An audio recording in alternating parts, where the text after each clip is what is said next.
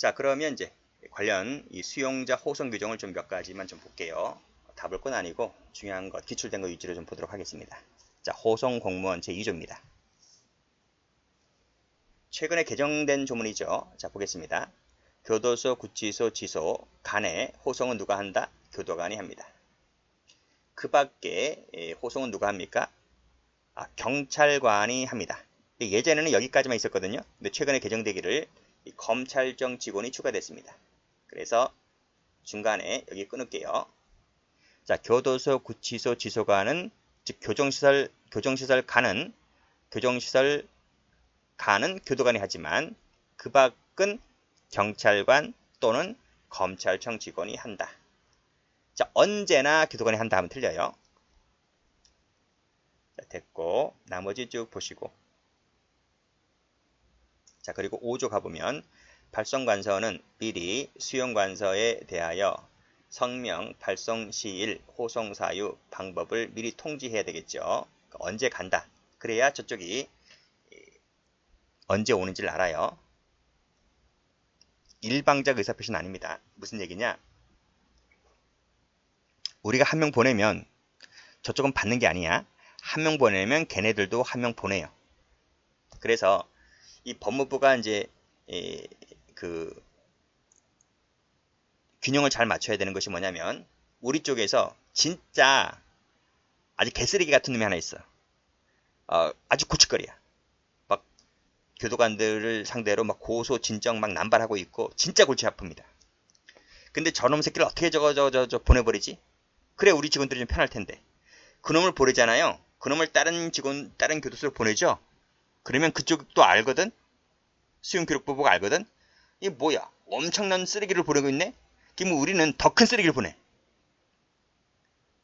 그러니까 그놈을 보내면 그놈 이상이 와요. 그렇기 때문에 함부로 막 보내는 게 아니에요. 그거 다 누가 조절한다? 법무부가 조절한다. 이런 얘기입니다. 어쨌든 간에 수용할 때 미리 이런 걸 다 통지해 주죠. 자, 밑에 6쪽 영치금품 처리 읽어보시고 4호 볼까요?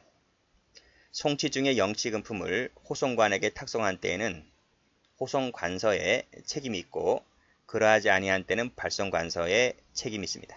보관 책임. 호송 시간 볼게요. 호송은 일몰 전, 일몰 후에는 할 수가 없어요. 원칙이 그래요. 원칙이. 왜 그럴까요? 도주 우려 때문에. 그쵸? 이때는 도주가 그냥 백지 대납보다는 좀 소홀하겠죠? 도주 우려의 소지가 있기 때문에 일몰 전, 일몰 후에는 행할 수가 없는 게 원칙이지만 예외가 있다는 거예요. 어느 때 열차, 선박, 항공기 등 특별한 사유가 있을 때는 예외다. 나머지 보시고. 자, 10조를 갑니다. 자, 피호송자가 도주한 때에는 호송관은 즉시 경찰서 등에게 통지해 줘야 되겠죠.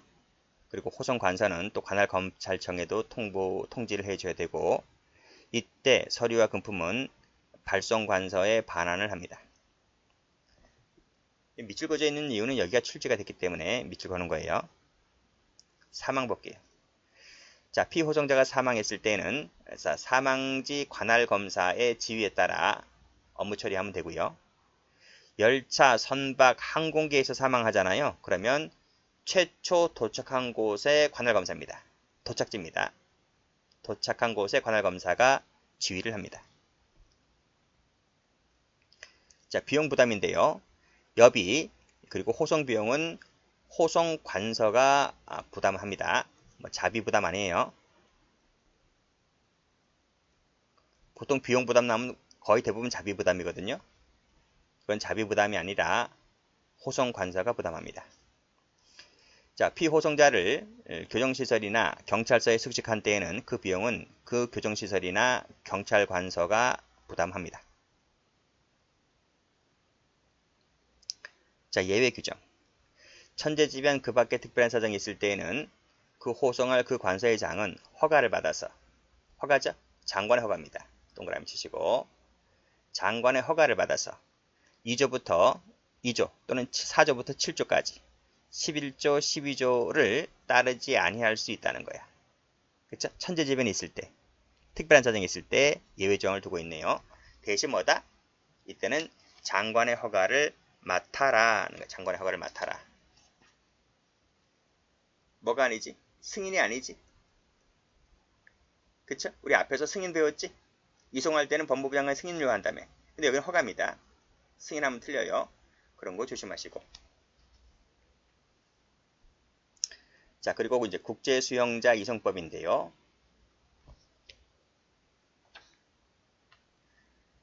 자, 이것은 앞에 국내 수용자보다는 좀 덜 나오는데 한번 좀 볼게요.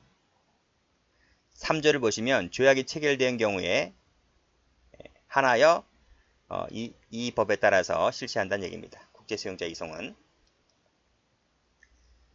자, 그 다음 4조 1항을 보면 자, 이 국제수용자 이송은 누가 담당하냐면 외교부 장관입니다. 외교부 장관이 행한다. 끊고 법무부 하면 틀리겠어요.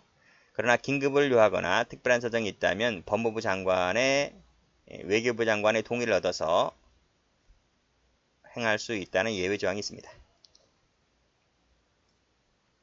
자, 국내 이송 요건. 이거 많이 보죠? 옛날에 그 최순실 딸 어디 있었지? 외국에 있었잖아. 그리고 이제 우리나라에 국내 이송되었잖아요. 그러니까 이런 요건을 갖춰야 되는 거야. 또는 그 태국 파타야 사건 옛날에 뭐 그것이 알고 싶다에도 나온 것 같은데 그 파타야에도 한국인들 뭐 살인 사건이 많이 발생하는가 봐요.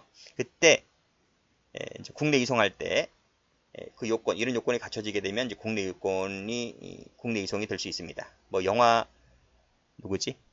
범죄도시 거기도 막 나오죠. 국내 이송하는 경우 이런 요건을 갖췄을 때 하는 거예요. 자, 어떤 경우인지 한번 볼게요. 자, 국내 이송이 되려면 대한민국 법에 따라 범죄를 구성할 것. 대한민국 법의 범죄가 아닌 것은 뭐 처벌할 근거 조항이 없기 때문에 그들은 이송도 되지 않아요. 우리나라 법의 범죄가 될 것. 두 번째, 자유형 판결이 확정될 수 있을 것. 그치? 그리고 이 수용자가 국내 이송에 동의할 것. 이 동의사항이 있네요. 동의 안 하면 못 온다는 얘기네. 그리고 이 동의는 서면으로 반드시 확인을 받아야 됩니다. 만약에 동의를 했잖아요. 그러면 철회가 안 돼요. 비행기 표 끊었는데 그치? 나 안 갈래 이렇게 하면 안 되겠죠? 다음 페이지. 자, 외국 법원 판결 효력 나왔네. 자, 외국 법원 판결 효력은 우리나라 법과 동일한 효력이 있는 것으로 간주한다는 얘기네요. 자, 국내에 인도된 이 국내 이송 수용자에 대하여 집행할 자유형 형기는 외국에서 선고하여 확정된 형기로 한다. 그 얘기가 바로 동일하기 때문에 그래요. 일단 끊고.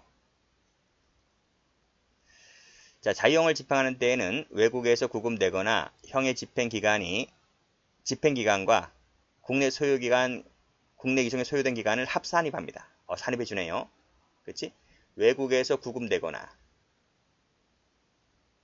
집행된 기간, 그리고 국내 이송에 소요된 기간. 이거 다 쳐줍니다. 다 산입을 해줍니다.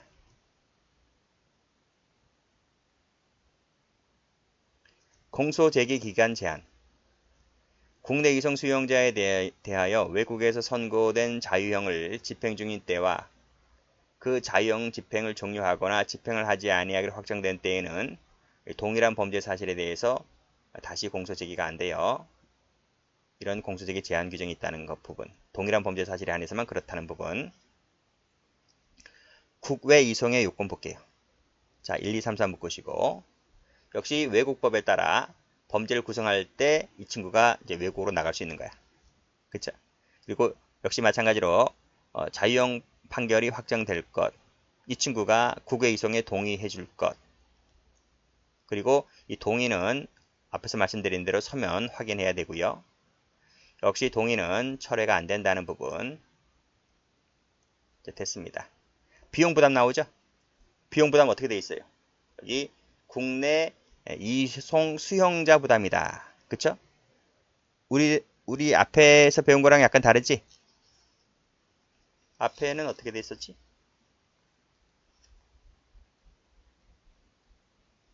여기.